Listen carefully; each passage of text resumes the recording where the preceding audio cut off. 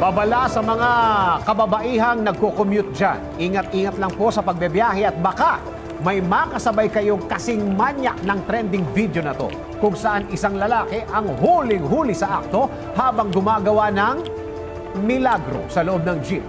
Kung anong kabastusan ang ginagawa po ng lalaking ito, narito, panoorin natin sa trending report ni Victor de Guzman.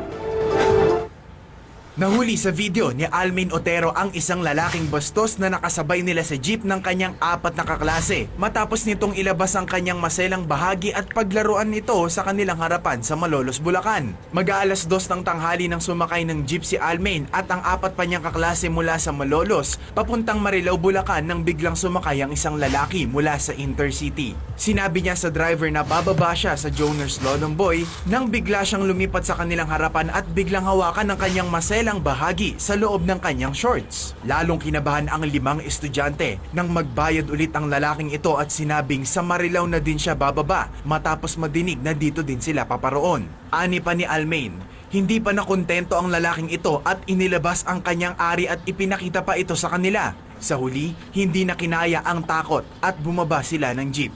Humihingi ng tulong si Almain sa mga netizen na namumukaan ang lalaking ito dahil gusto nila itong mahuli upang wala nang mabiktima pang iba.